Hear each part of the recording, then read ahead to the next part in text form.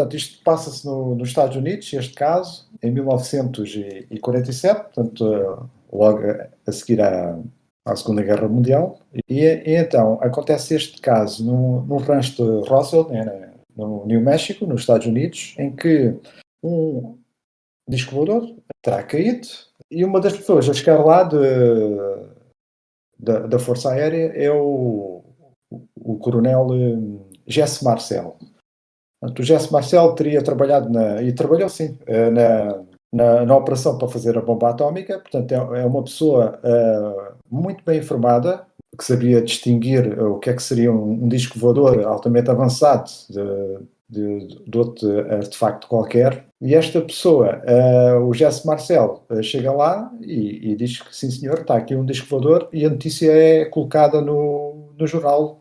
O Jesse Marcel não disse sim senhor, foi ele que identificou aquilo como, foi o primeiro a identificar aquilo como disco voador. Uhum. Portanto, partiu dele, portanto, não partiu de ninguém, apesar das pessoas terem como coisa estranha, etc, não sei o quê, mas a primeira identificação partiu mesmo dele. O Jesse Marcel era responsável pela secção atómica dos Estados Unidos. Portanto, foi responsável exatamente pela força que levou a bomba a Hiroshima e Nagasaki. Portanto, eles eram responsáveis e eles que tratavam dessa parte secreta ali na zona de Roswell. Portanto, um disco voador ter-se-á despenhado, a pessoa que identifica essa situação é um coronel pertencente à operação que levou à bomba atómica. E o que é que acontece? Isso depois é logo catapultado nos noticiários e, misteriosamente, no dia seguinte, há ali todo um aparato militar em que levam esse coronel Jesse Marcel a retratar, digamos, essa informação.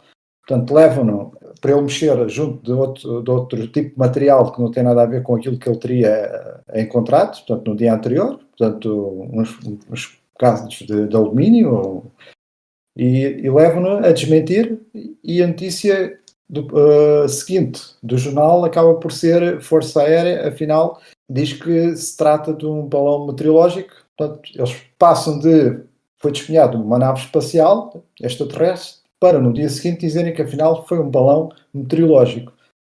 Nós sabemos isto pelo facto da altura, pelas provas que existem documentais, não é? Realmente isto foi documentado. A Força Aérea inicialmente emitiu um comunicado a dizer que tinha sido um disco voador que se despenhou, e no dia a seguir, realmente foi chamado a um coronel superior, etc. E com esse coronel foi então obrigado a fazer o desmentido.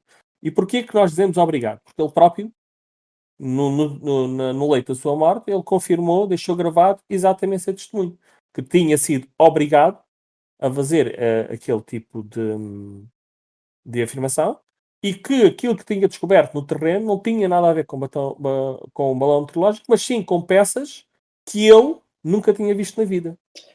Em 1947, quando sai essa notícia, digamos, a desmentir que tinha caído uma nave espacial, tanto sai o desmentido, a dizer que afinal era um balão meteorológico espião, e então sai a notícia e mais ninguém fala nisto. As pessoas acreditavam a 100% no seu país, nos Estados Unidos, neste caso. Não havia razões para não acreditar. Então, eis que, e é aqui que cai muita coisa mesmo. 1978, um físico nuclear, Stanton Friedman, entrevista o tal coronel Jesse Marcel. Foi outra bomba atómica que esse senhor teve envolvido, esse coronel Jesse Marcel. Ele diz que que no dia seguinte, então ao despenhamento, que há um general, portanto, alguém acima dele, em poder, que lhe obriga a desmentir e a colocar materiais nas mãos que não tinham nada a ver com aquilo que ele tinha separado. Ou seja, o Jesse Marcel sabia muito bem que aqueles materiais que lhe estavam a impingir no dia seguinte não tinham nada a ver.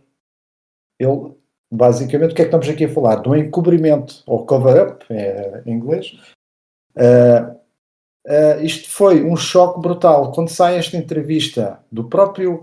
Ou seja, uma das pessoas mais confiáveis alguém que teve na operação da bomba atómica, vem dizer que afinal o governo mentiu, que não tinha sido nada daquilo. O material era, segundo o Jesse Marcel, era out of this world, fora do planeta Terra. Portanto, ele não teria conhecimento de nenhuma nação, ou seja, naquele caso só a Rússia, pudesse ter fabricado aquele material com que ele se tinha deparado. Ao ser essa entrevista, o povo americano levou um choque. Portanto, quando se diz atualmente que os americanos são um bocado idiotas porque a maioria acredita em extraterrestres, esta entrevista foi provavelmente a que contribuiu mais para isso. Portanto, estamos a falar de alguém muito credível que vem dizer que não foi nada daquilo que se passou. Então, o que é que acontece? O fenómeno OVNI, podemos dizer que começa propriamente mais aí, apesar do despenhamento ter sido em 1947, é esta entrevista bombástica que desplota tudo. A criação até dos ufologistas, começa a ver outros testemunhos naquela altura, portanto, os tais agricultores que terão amealhado pedaços da nave espacial, e esses senhores são depois visitados pelos tais homens de negro, que na altura eram apenas pessoas muito bem vestidas, que se apresentavam e que exigiam todos os materiais que tinham sido recolhidos pelos agricultores e outros civis na altura.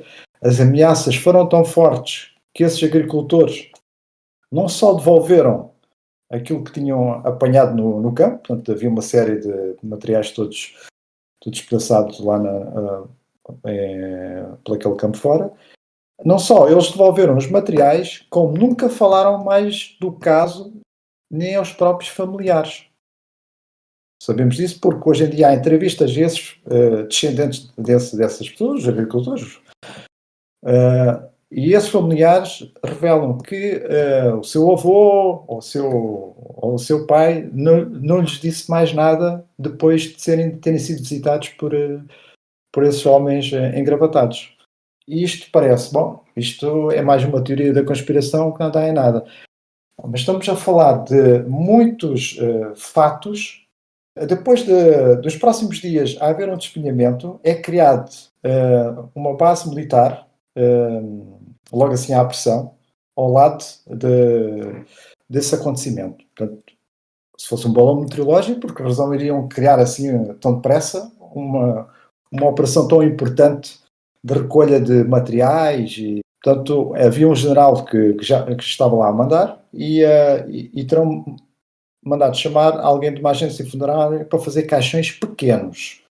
Ora bem, ele pensou que tinham morrido crianças, né? O tal senhor da agência funerária, quando chega lá, diz, já traga, tenho ali os caixões, mas houve assim um acidente de avião, morreram crianças, e há uma senhora que está lá, que estava, acho que era enfermeira, que ela acaba por revelar que não foram crianças, são seres muito esquisitos, pequenos, e acaba por revelar, e esse senhor depois é apanhado por esse general e diz, o que é que você está aqui a fazer?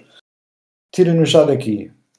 Um dos agricultores que também deparou, sem ser com materiais, deparou-se também com 2 ou 3 corpos pequenos de aparência que hoje em dia sabemos que são os greys, que são os extraterrestres, meio cinzentos, com as cabeças grandes, com o tamanho mais ou menos de uma criança de, sei lá, 7 anos.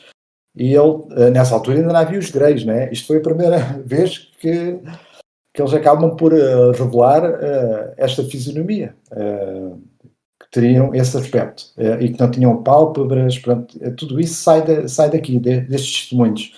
Portanto, são estes agricultores que sem terem muita criatividade para sci-fi, são eles que acabam por revelar assim, fisionomias que hoje em dia conhecemos tão bem.